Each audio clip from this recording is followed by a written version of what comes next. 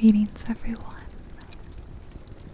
How are you doing on this dark and stormy evening?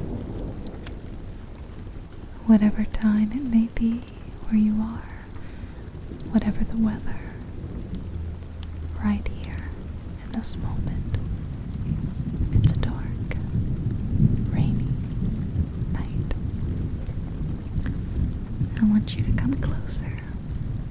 Come cuddle by the fire with me. We'll stay warm and dry together. And I'm going to tell you some stories. I get lots of requests to read to you more. And I wanted to read something in the public domain so that I wouldn't get in any trouble if I read the whole thing. And since it is October, I thought we would read from the famous Edgar Allen Poe, who wrote a lot of spooky kind of stories. So I'll read you one scary short story from him, and one poem that's less scary, and you can fall asleep then.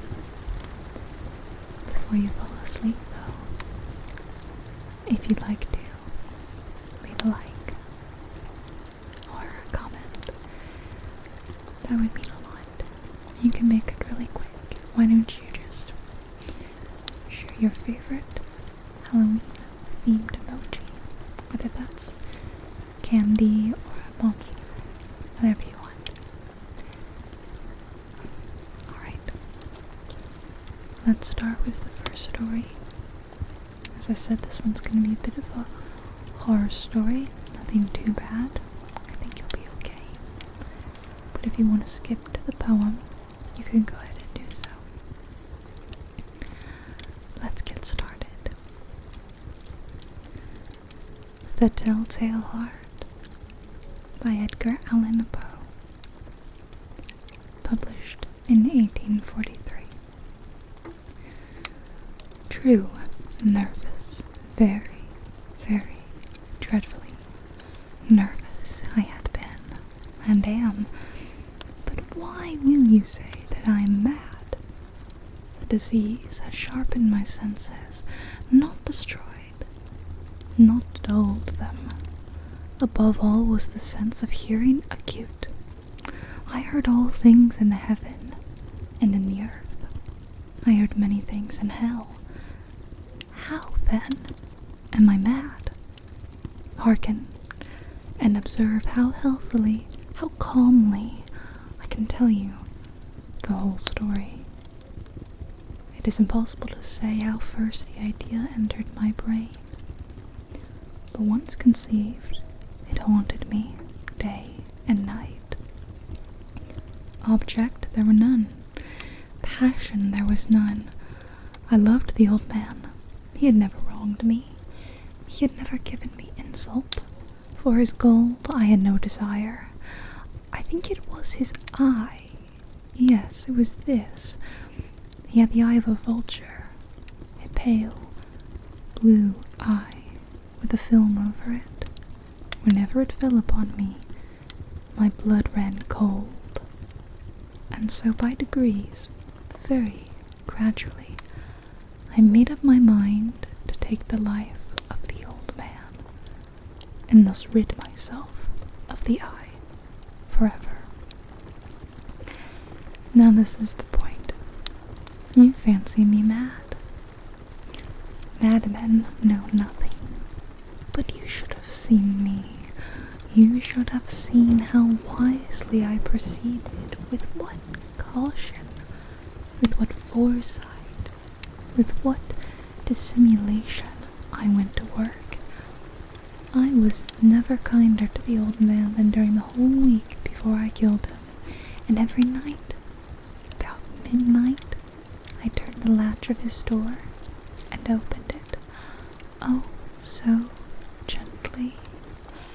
And then, when I had made an opening sufficient for my head, I put in a dark lantern, all closed, so that no light shone out, and then I thrust in my head Oh, he would have laughed to see how cunningly I thrust it in, and moved it slowly, very, very slowly, so that I might not disturb the old man's sleep. It took me an hour to place my whole head within the opening so far that I could see him as he lay upon his bed. Ha! Would a madman have been so wise as this? And then, when my head was well in the room, I undid the lantern cautiously. Oh, so cautiously. Cautiously, for the hinges creaked. I undid it just so much that a single thin ray fell upon the vulture eye. And this I did for 7 long nights, every night, just at midnight.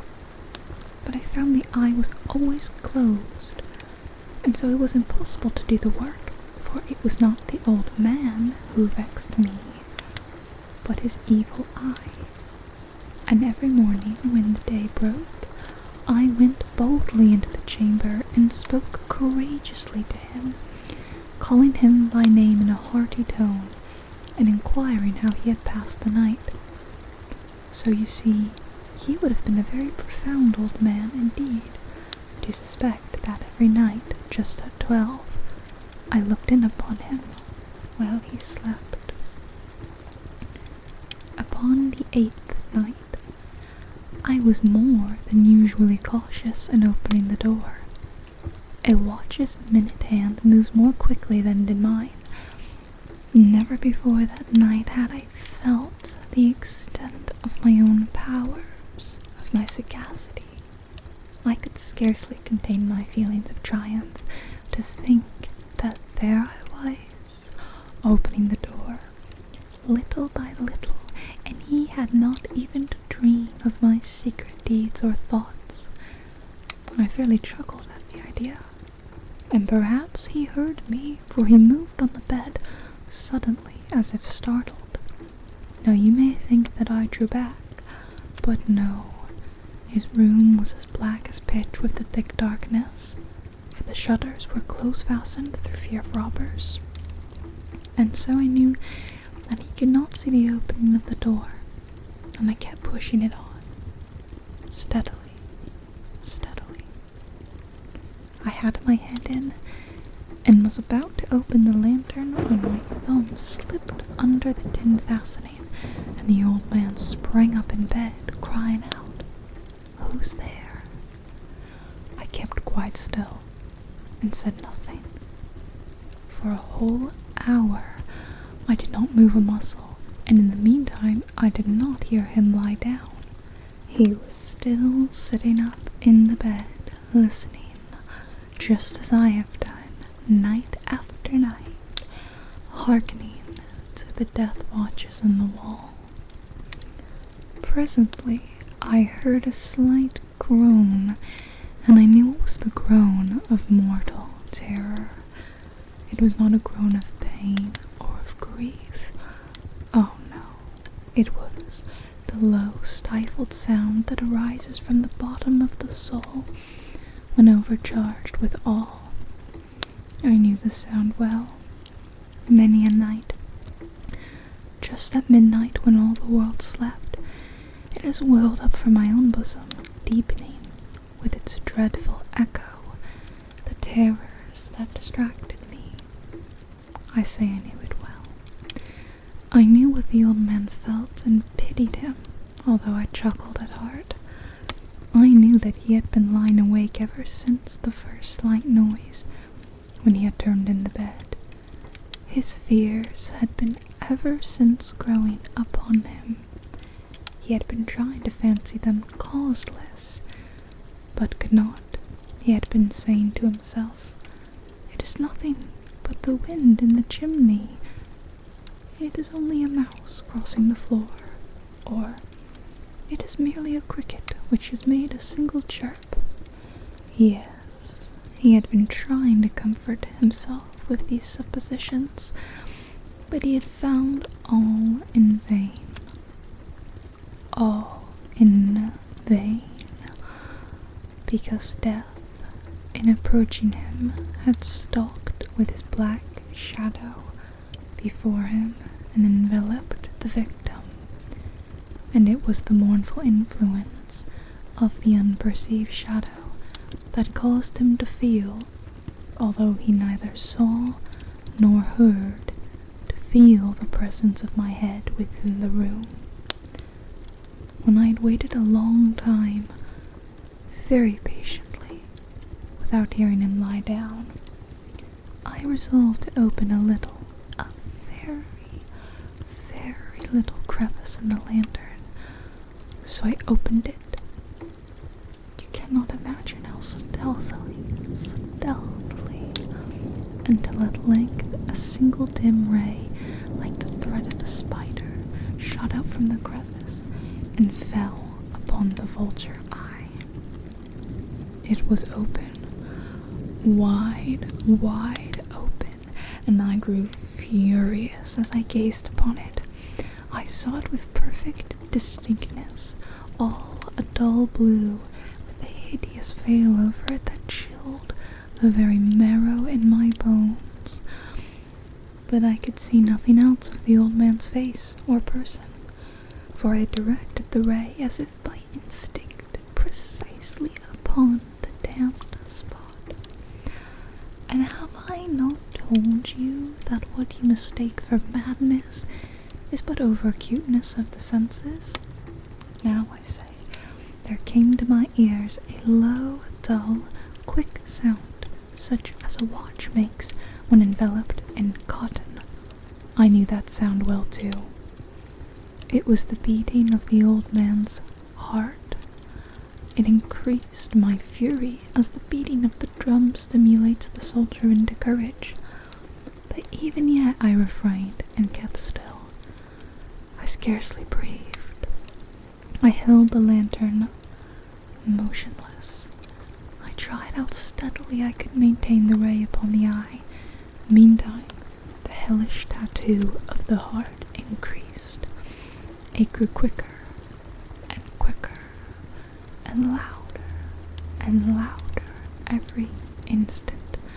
The old man's terror must have been extreme.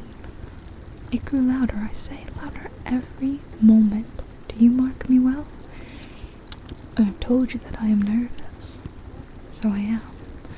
And now at the dead hour of the night, amid the dreadful silence of that old house, so strange a noise as this excited me to uncontrollable terror.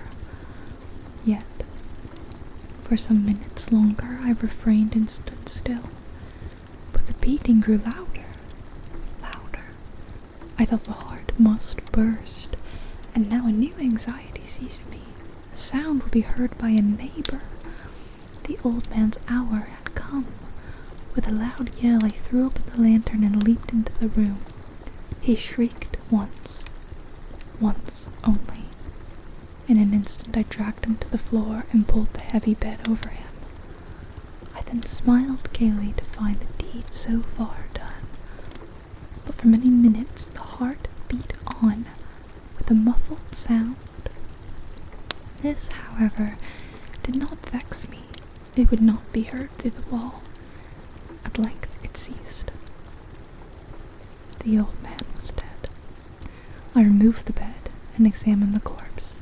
Yes, he was stone dead. I placed my hand upon the heart and held it there many minutes. There was no pulsation. He was stone dead. His eye would trouble me no more. If still you think me mad, you will think so no longer when I describe the wise precautions I took for the concealment of the body. The night waned, and I worked hastily, but in silence. First of all, I dismembered the corpse. I cut off the head, and the arms, and the legs. I then took up 3 planks from the flooring of the chamber, and deposited all between the scantlings. I then replaced the boards so cleverly, so cunningly, that no human eye, not even his, could have detected anything wrong. There was nothing to wash out, and no stain of any kind no blood spot, whatever. I had been too wary for that. A tub had caught all. Ha! When I'd made an end of these labors, it was 4 o'clock, still dark as midnight. As the bell sounded the hour, there came a knocking at the street door. I went down to open it with a light heart, for what had I now to fear? There entered 3 men, who introduced themselves with perfect suavity as officers of the police. A shriek had been heard by a neighbor during the night. Suspicion of foul play had been aroused. Information had been lodged at the police office, and they, the officers, had been deputed to search the premises. I smiled, for what had I to fear? I bade the gentleman welcome. The shriek, I said, was my own in a dream. The old man I mentioned was absent in the country. I took my visitors all over the house. I bade them search well. I led them at length to his chamber. I showed him his treasures, secure, undisturbed. In the enthusiasm of my confidence, I brought chairs into the room and desired them here to rest from their fatigues, while I myself, in the wild audacity of my perfect triumph, placed my own seat upon the very spot beneath which reposed the corpse of the victim. The officers were satisfied. My manner had convinced them. I was singularly at ease. They sat, and while I answered cheerily, they chatted of familiar things. But ere long I felt myself getting pale and wished them gone. My head ached, and I fancied a ringing in my ears, but still they sat and still chatted. The ringing became more distinct. It continued and became more distinct. I talked more freely to get rid of the feeling, but it continued and gained definiteness, until at length I found that the noise was not within my ears. No doubt I now grew very pale, but I talked more fluently and with a heightened voice, yet the sound increased, and what could I do? It was a low, dull, quick sound, much such a sound as a watch makes when enveloped in cotton. I gasped for breath, and yet the officers heard it not. I talked more quickly, more vehemently, but the noise steadily increased. I arose and argued about trifles in a high key with violent gesticulations, but the noise steadily increased. Why would they not be gone? I paced the floor to and fro with heavy strides, as if excited to fury by the observations of the men, but the noise steadily increased. Oh God, what could I do? I foamed, I raved, I swore. I swung the chair upon which I had been sitting and grated it upon the boards, but the noise arose over all and continually increased. It grew louder, louder, louder, and still the men chatted pleasantly and smiled. Was it possible they heard not? Almighty God, no, no. They heard. They suspected. They knew. They were making a mockery of my horror. This I thought, and this I think.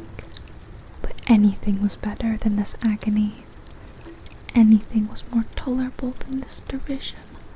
I could bear those hypocritical smiles no longer. I felt that I must scream or die. And now, again, hark! Louder, louder, louder, louder. Villains, I shrieked, dissemble no more. I admit the deed. Tear up the planks. Here, here. It is records the beating of his hideous heart.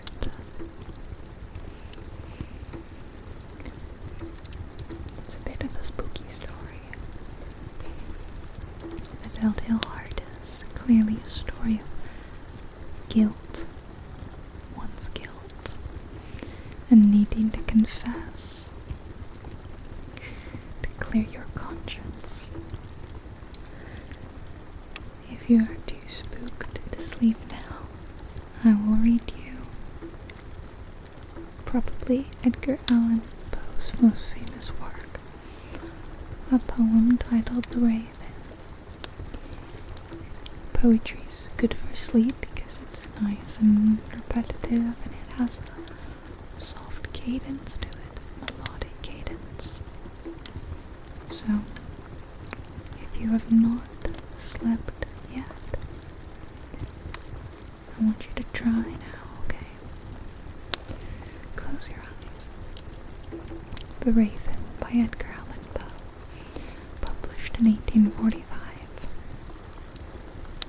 Once upon a midnight dreary, while I pondered, weak and weary, over many a quaint and curious volume of forgotten lore, while I nodded, nearly napping, suddenly there came a tapping, as of someone gently rapping at my chamber door.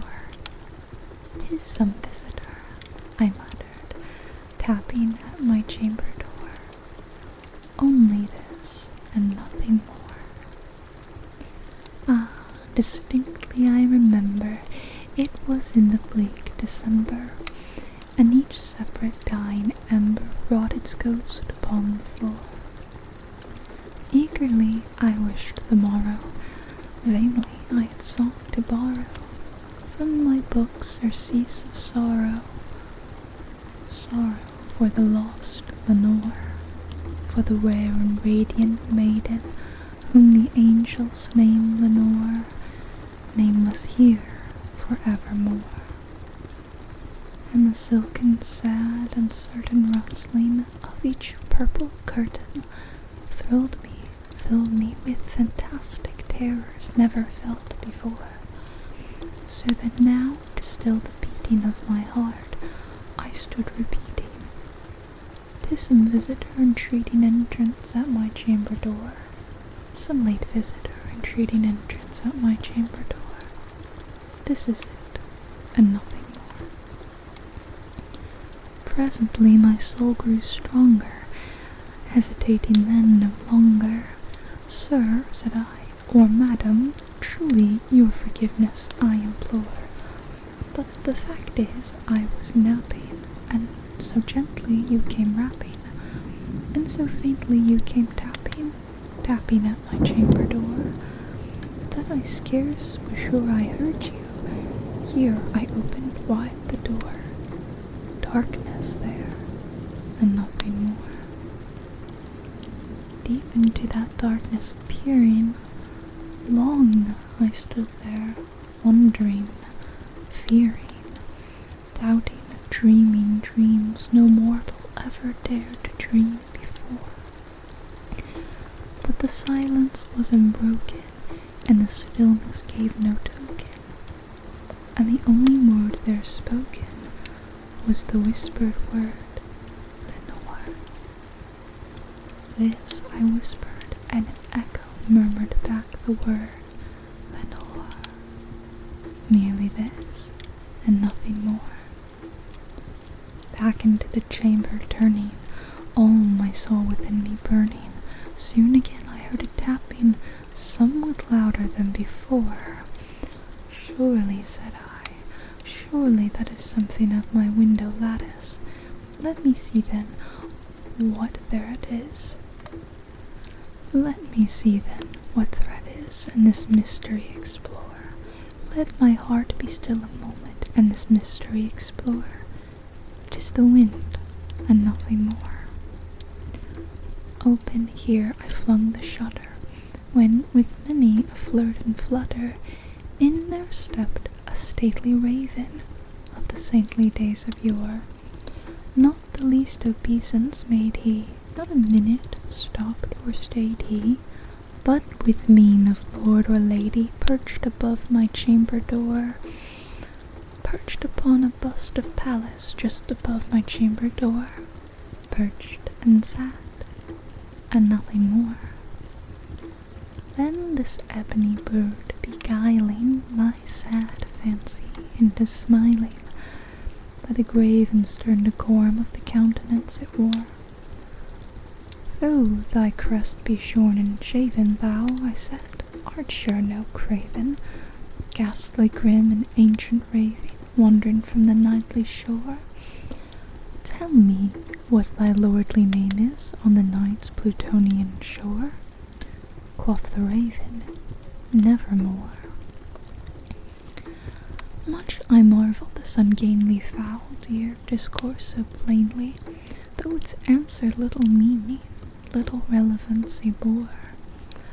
For we cannot help agreeing that no living human being ever yet was blessed with seeing bird above his chamber door, bird or beast upon the sculptured bust above his chamber door, with such a name as nevermore.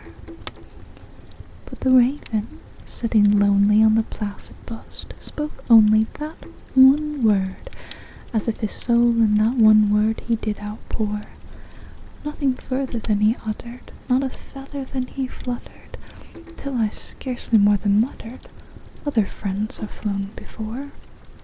On the morrow he will leave me, as my hopes have flown before. Then the bird said, nevermore. Startled at the stillness broken by reply so aptly spoken, doubtless, said I, what it utters is its only stock and store, caught from some unhappy master, whom unmerciful disaster followed fast and followed faster, till the song's one burden bore, till the dirges of his hope that melancholy burden bore, of nevermore. But the raven still beguiling, nor my fancy into smiling, straight I wheeled a cushioned seat in front of bird and bust and door. Then upon the velvet sinking, I betook myself to linking fancy unto fancy, thinking what this ominous bird of yore, what this grim, ungainly, ghastly, gaunt, and ominous bird of yore meant in croaking nevermore. This I sat engaged in guessing, but no syllable expressing, to the fowl whose fiery eyes now burned into my bosom's core. This and more I sat divining, on my head at ease reclining, on the cushion's velvet lining that the lamplight gloated o'er, but whose velvet violet lining with the lamplight gloating o'er she shall press, nevermore. Then methought the air grew denser, perfumed from an unseen censer, swung by seraphim whose footfalls tinkled on the tufted floor. Wretch, I cried, thy God hath lent thee, by these angels he hath sent thee, respite in nepenthe from thy memories of Lenore. Quaff this kind nepenthe, and forget this lost Lenore. Quoth the raven, nevermore. Prophet, said I, thing of evil, prophet still if bird or devil, whether tempter sent or whether tempest tossed thee here ashore, desolate, yet all undaunted, on this desert land enchanted, on this home by horror haunted, tell me truly, I implore, is there balm in Gilead? Tell me, I implore. Quoth the raven, nevermore. Prophet, said I, thing of evil, prophet still of bird or devil, by that heaven that bends above us, by that God we both adore, tell this soul with sorrow laden, if, within the distant Aiden, a I shall clasp a sainted maiden whom the angels name Lenore. Clasp a rare and radiant maiden whom the angels name Lenore. Quoth the raven, nevermore. Be that word our sign in parting, bird or fiend, I shrieked, upstarting. Get thee back into the tempest and the night's Plutonian shore. Leave no black plume as a token of that lie thy soul hath spoken. Leave my loneliness unbroken, quit the bust above my door. Take thy beak from out my heart, and take thy form from off my door. Quoth the raven, nevermore. And the raven, never flitting, still is sitting on the pallid bust of Pallas just above my chamber door. And his eyes have all the seeming of a demon's that is dreaming, and the lamplight o'er him, streaming, throws his shadow on the floor. And my soul from out that shadow that lies floating on the floor shall be lifted, never